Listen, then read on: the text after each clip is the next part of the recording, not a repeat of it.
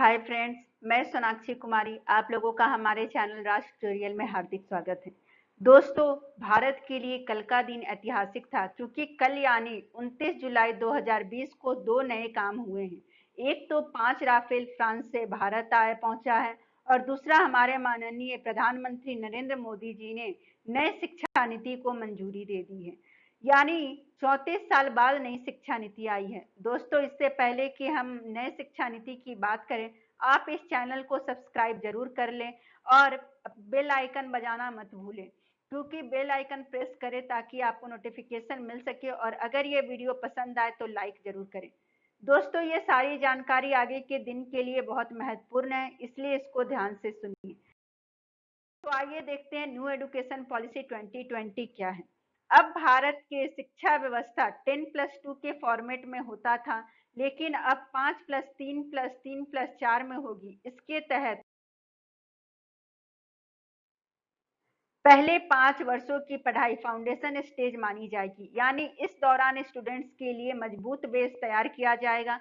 इसका curriculum NCERT द्वारा तैयार किया जाएगा और इसमें प्री प्राइमरी के 3 और पहली दूसरी कक्षा शामिल होंगे। इसके तहत बच्चों को खेल कूद और अलग अलग गतिविधियों के जरिए पढ़ाई कराई जाएगी, यानी इन क्लास के लिए किताबों का बोझ पहले जितना नहीं होगा।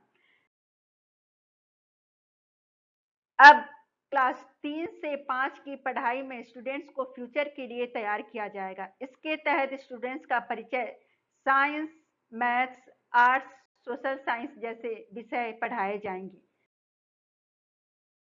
इसके अगले 3 साल मिडिल स्कूल माने जाएंगे और इसमें क्लास 6 से लेकर क्लास 8 तक की पढ़ाई होगी। इसमें निश्चित सब्जेक्ट्स पढ़ाए जाएंगे। इसके बाद क्लास 9 से 12 तक की पढ़ाई लास्ट स्टेज होगी। इसमें स्टूडेंट्स को के विश्लेषण क्षमता को बढ़ाया जाएगा और उन्हें लाइफ में बड़े लक्ष्य निर्धारित करने के लिए मोटिवेट यानी प्रेरित किया। स्कूल में स्ट्रीम सिस्टम खत्म होगा।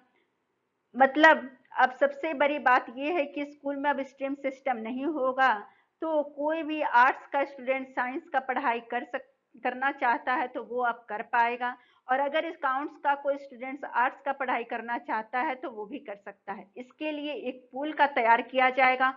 आपको उस पूल से ही अपने पसंद के सब्जेक्ट्स को चूज करना होगा। यानी अगर साइंस के स्टूडेंट्स को आर्ट्स लेना है तो उस पूल में दोनों सब्जेक्ट्स होने चाहिए। वैसे इसमें अभी पूरी डिटेल्स आई नहीं है दोस्तों, जब आएगी तो हम आपके सामने लेकर जरूर आएंगे।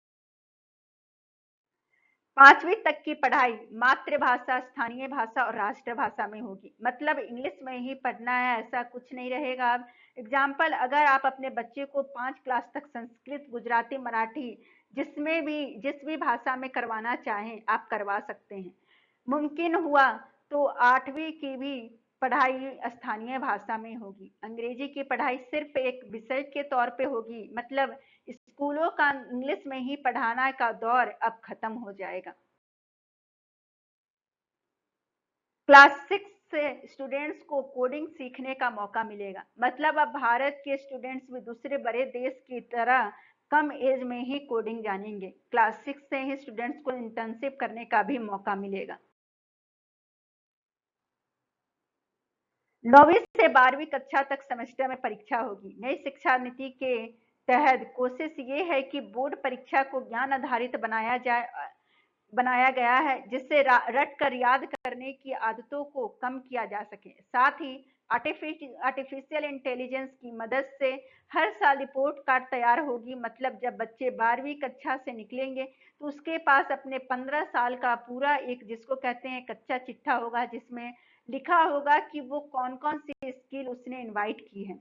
कॉलेज के पढ़ाई में भी बड़े बदलाव किए गए हैं। नए शिक्षा नीति के मुताबिक कॉलेज में अब 3 और 4 साल दोनों की डिग्री होगी। पहले साल पे सर्टिफिकेट दिया जाएगा, दूसरे साल पर डिप्लोमा दिया जाएगा और तीसरे साल पर पीएचडी की डिग्री दी जाएगी। ये बदलाव इसलिए किया गया है क्योंकि आर्थिक या अन्य कारण से जो लोग ड्रॉप आउट हो जाते हैं वो वापस सिस्टम में आ सके।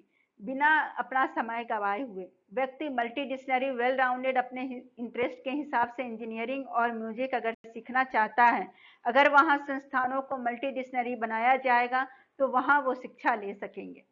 ये शिक्षा नीति आने वाले वक्त में लोगों का जीवन बदल देगी। अलावा हायर स्टडीज में भी बड़े बदलाव हुए हैं। अब एमए के छात्र सीधा पीएचडी कर सकेंगे और छात्रों को एमफिल भी नहीं करना होगा। यानी यही नहीं, अब प्राइवेट और सरकारी यूनिवर्सिटीज के नियम को भी एक कर दिया गया है, जिससे प्राइवेट यूनिवर्सिटीज के मनमानी पे लगाम लगेगा। दोस्तों, आशा करते हैं आपको ये वीडियो पसंद आया होगा। अगर पसंद आया तो आप इसे सब्सक्राइब जरूर करें। आप बेल आइकन को बजाना मत भूलें, क्योंकि उससे आपको नोटिफिकेशन मिलेगा। अगर ये वीडियो पसंद आया तो उसे लाइक और शेयर जरूर करें। धन्यवाद दोस्तों, आशा करती हूँ आपको ये वीडियो पसंद आया। मैं बहुत ही जल्द आपके सामने और नए वीडियोज लेकर आती रहूंगी। धन्यवाद।